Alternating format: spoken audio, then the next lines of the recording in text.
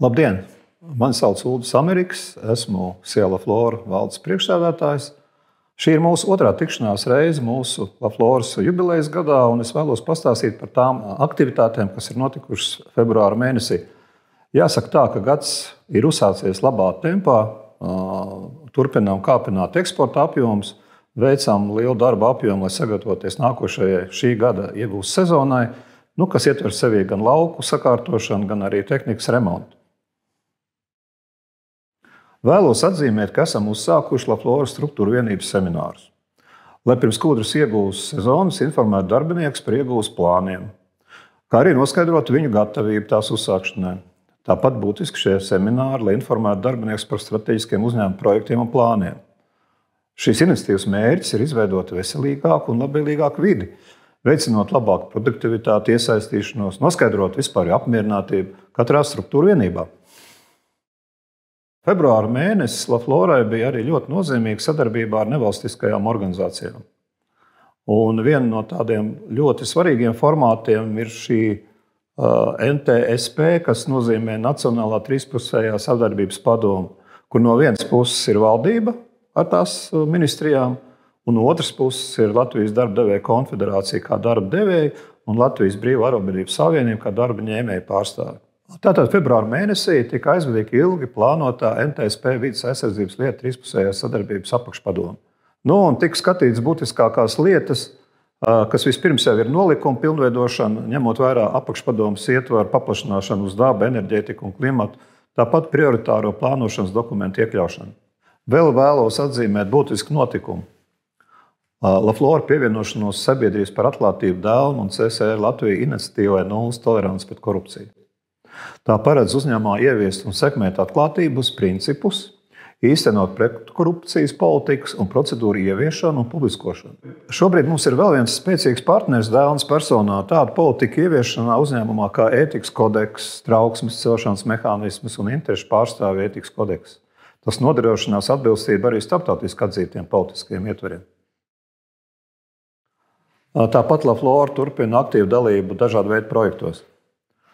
Pēc Latvijas pašvaldības savienības iniciatīvas sadarbībā ar Zemgales plānošanas reģionu tika aizvadīta diskusija par zaļo industriālo zonu un teritoriju certifikācijas iespējām, kas ir būtiski ilgspējīgas ekonomikas attīstības sastāvdaļa un veicināt klimata neitrālu risinājumu ieviešanu pašvaldību teritorijās.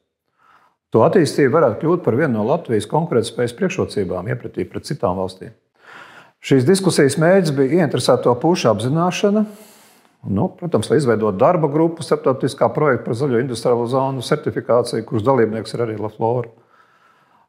To vadlīniju pārskatīšanu un potenciālā standarta izstrāde ar mērķi šīs zonas nākotnē certificēt.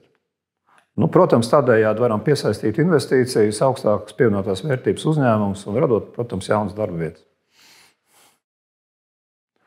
Turpinot darbu pie uzņēmuma atbalsta politikas veidošanas, īpaši, protams, koncentrēties uz pasākumiem saistībā ar Flora 30 gadu jubileju. Esam tā ietvaros uzsākuši sadarbību ar Liepājas koncertu zāli Liepājas Zintars par kūdas kā materiālu iekļaušanu mākslas telpas Civita Nova pirmā stāva dizaina koncepcijā. Tāpat esam kļuvuši par sadarbības partneri projektā Dabas koncertu zāle, kas ir mākslas zinātnes un mūzikas simbioze, un kur runāsim par cēloņiem un sekām, par cilvēku izvēlēm un domāšanu arī no kūdas nozares perspektīvas. Protams, turpinām atbalstīt bērnu iesaisti mūzikas jomā. Sniedzam savu pienesumu Eiropas lielākajā saksofonu mūzikas festivālā Saksofonija, kā arī atbalstam Aizupes skolas bērnus, gatavojoties lielajiem notikumiem vasarā, skolēnu dziesmu un deju svētkiem. Savukārt, nozares politikas veidošanā februāra mēnesis bija ļoti piesātināts ar pasākumiem. Pirmkārt, jau tikšanās ar Eiropas parlamenta deputātu Vilu Kristopānu par Eiropas lauksaimniecības un Latvijas izaicinājumiem tuvākajiem 5 gadiem, kur, protams, paudām viedokli par kūdas nozares nozīmi zemes izmantošanas sektorā un guvām atbalstu turpmākajiem mūsu risinājumiem. Otrkārt, tā bija dalība Eiropas komisijas konsultācijās. Notika diskusija par Eiropas semestra valsts ziņojumiem un atvesļošanās un noturības plāniem ar dažādām Eiropas komisijas struktūra vienībām, kuras visciešāk strādā ar ziņojumu par Latviju un konkrēto Latviju adresēto ieteikumu sagatavošanu. Sanāksme notika par vides ilgspējas jautājumiem, vide, klimats, enerģētiku, kurā skatīja jautājumus par enerģētiku, atkritumu apsaimniekošanu, transportu, vides resursiem un bioloģisko daudzveidību. Šeit sniedzām uzņēmumu viedokli par potenciāliem apdraudējumiem un risinājumiem, kas nepieciešams gan Laflora, gan nozares ilgspējīgai attīstībai. Kā arī norādījām uz trūkumiem saistībā ar taisnīgās pārkārtošanas fonda ieviešanu Latvijā. Un, protams, treškārt, ļoti būtiskā tautsaimniecības, agrārās, vides un reģionālās politikas komisijas sēde Saeimā. Tikai par kūdras nozares problēmām un iespējamiem risinājumiem nozares attīstībai. Nozare guva šeit teju 100% atbalstu aktuālo jautājumu tālākai izskatīšanai, un kuras rezultātā deputāti deva uzdevumu klimata un enerģētikas ministrijai un nozarei izstrādāt kopīgu turpmākās attīstības plānu, kas iekļauj augstas pievienotās vērtības kūdras produktu ražošanu. Sekojoši šai sēdei pēc nedēļas sekoja nākamā ilgspējīgas attīstības komisijas sēde Saeimā, skatot Latvijas kūdras nozares ilgspējīgas pastāvēšanas iespējas, problēmas un iespējamos risinājumus, kur nozare līdzīgi kā iepriekšējā sēde guva atkal deputātu atbalstu nozares jautājumu tālākam risinājumam. Kas attiecas uz Eiropas līmeņa politiku, tad februāra beigās Eiropas komisija nāca klajā ar tā sauktā omnibus piedāvājumu, kurā ietilpst sekojoši priekšlikumi. Atlikt korporatīvās ilgspējas ziņošanas direktīvas piemērošanu uzņēmumiem, kas vēl nav sākuši ziņot.